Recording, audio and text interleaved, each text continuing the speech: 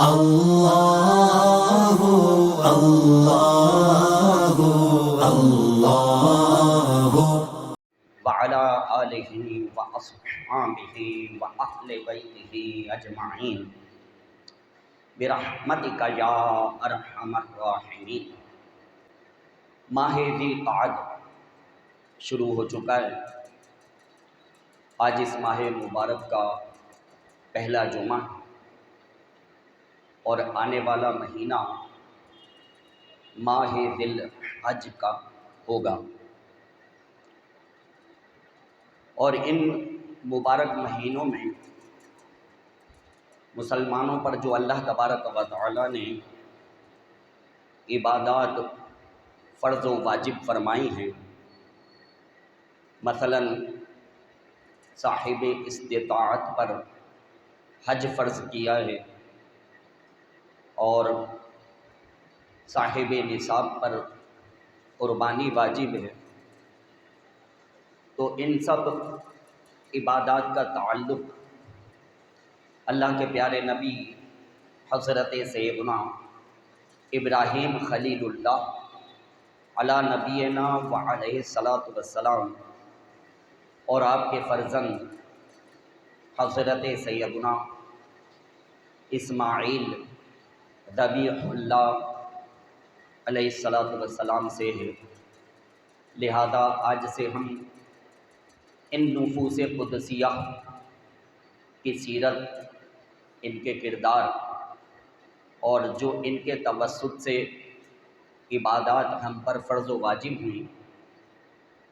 ان بیانات کا سلسلہ شروع کرتے ہیں۔ سب سے پہلے اللہ کے پیارے نبی حضرت سیدنا ابراہیم علیہ السلام، آئیے ان کی سیرت اور ان کے کردار سے متعلق کچھ پیاری پیاری ایمان افروز باتیں ہم سننے سنانے کی سعادت حاصل کرتے ہیں۔ حضرت سیدنا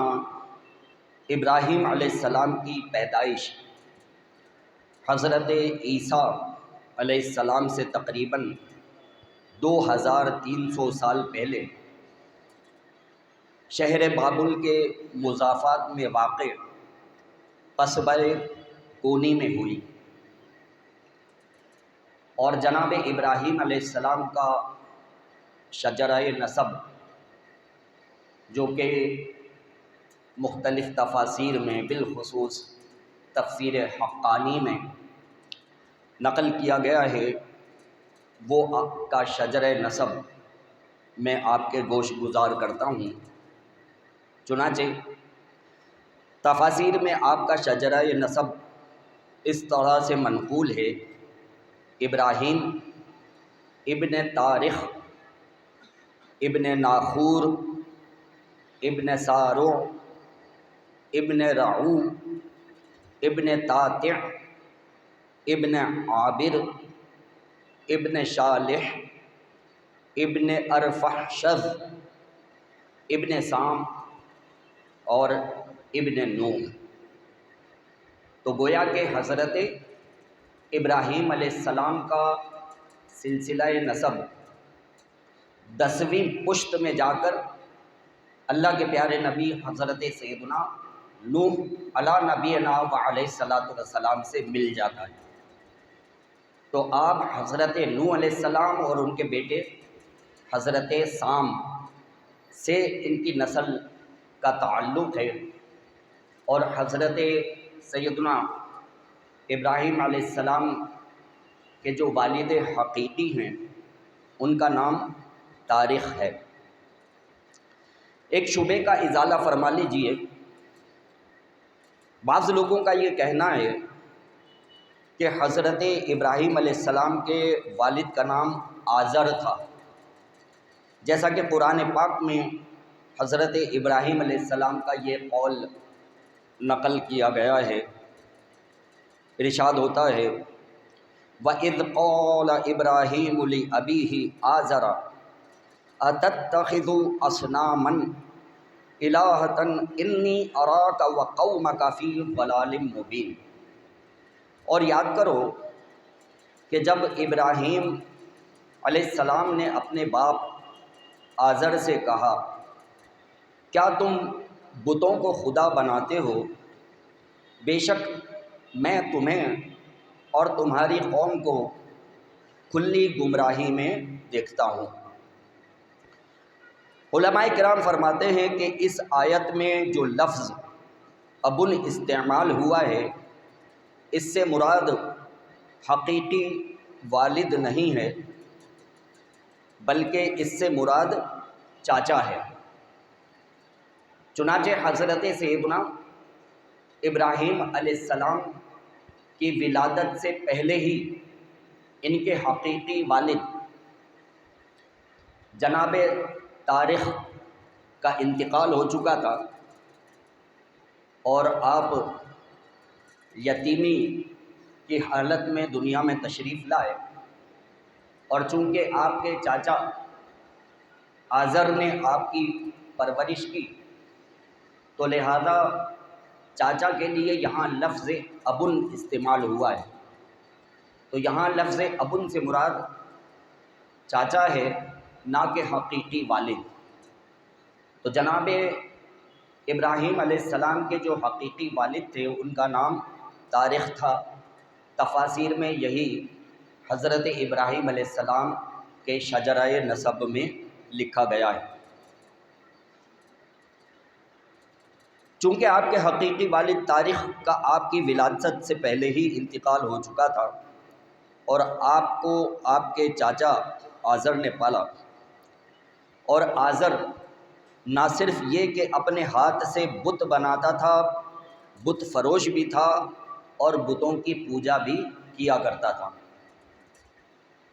اسی لیے حضرت ابراہیم علیہ السلام نے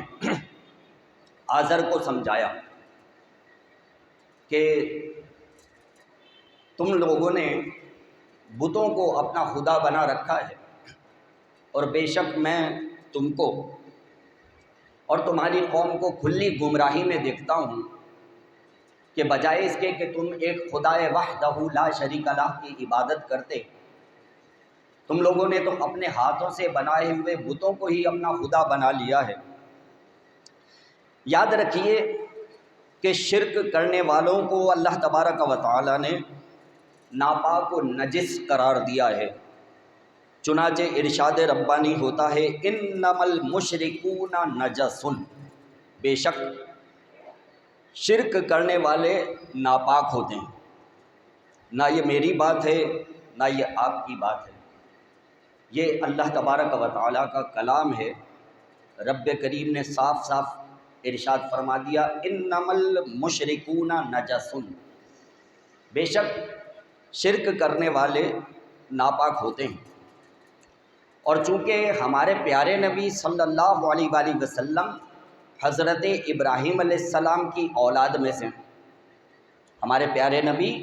صلی اللہ علیہ وآلہ وسلم جناب ابراہیم علیہ السلام کی اولاد میں سے ہیں، لہذا ہم اہل سنت کا یہ عقیدہ ہے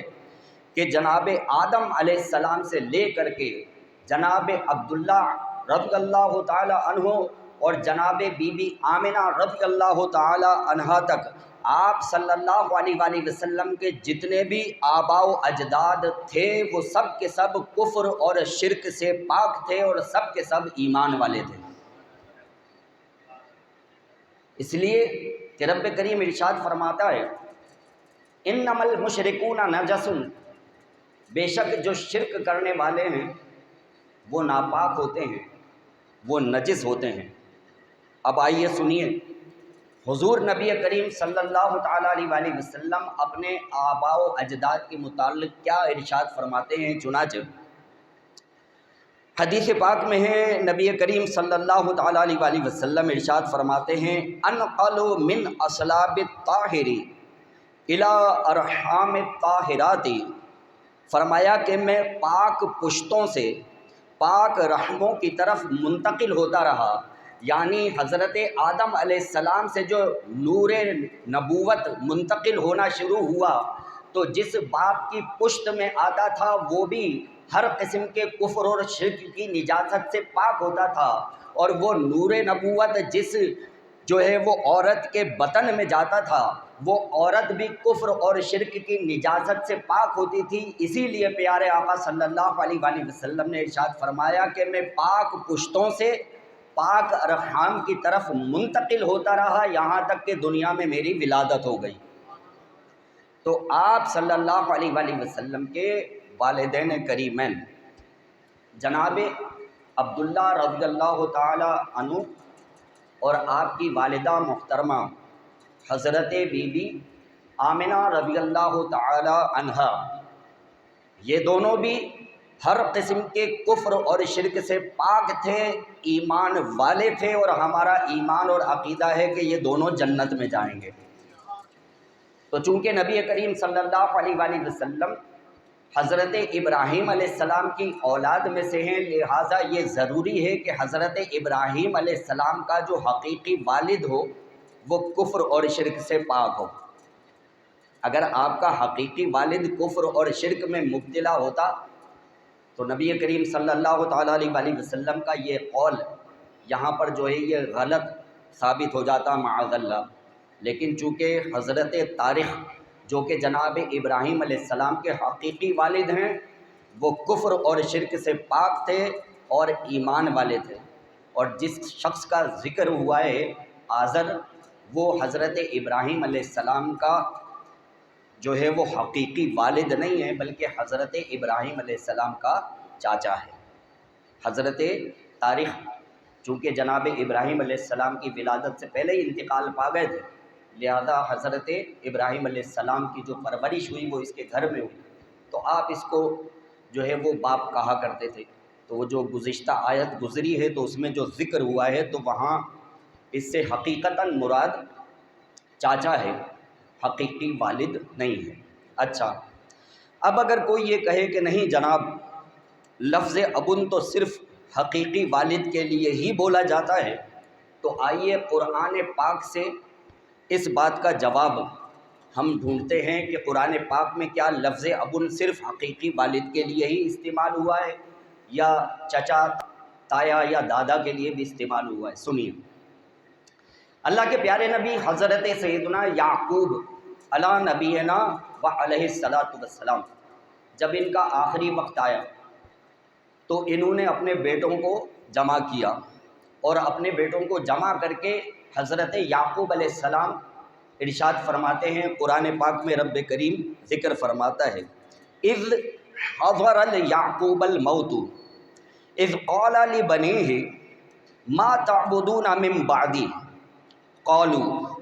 نعبد الہک و الہ آبائک ابراہیم و اسماعیل و اسحاق۔ ترجمہ، جب یعقوب علیہ السلام پر موت کا وقت قریب آیا اس وقت انہوں نے اپنے بیٹوں کو اپنے پاس بلایا اور کہا کہ اے میرے بیٹو، تم میرے بعد کس کی عبادت کرو گے؟ تو حضرت یعقوب علیہ السلام کے بیٹے بولے، ہم عبادت کریں گے تمہارے معبود کی اور تمہارے آبا ابراہیم، اسماعیل اور اسحاق کے معبود کی۔ اچھا، اب یہ لفظ جو آبا ہے یہ دراصل ابن کا جمع ہے، تو اس آیت مبارکہ میں یعقوب علیہ السلام کے والد جناب اسحاق کو بھی ابن کہا گیا ہے، اور ان کے چاچا جناب اسماعیل علیہ السلام کو بھی ابن کہا گیا ہے، اور ان کے دادا حضرت ابراہیم علیہ السلام کو بھی ابن کہا گیا ہے۔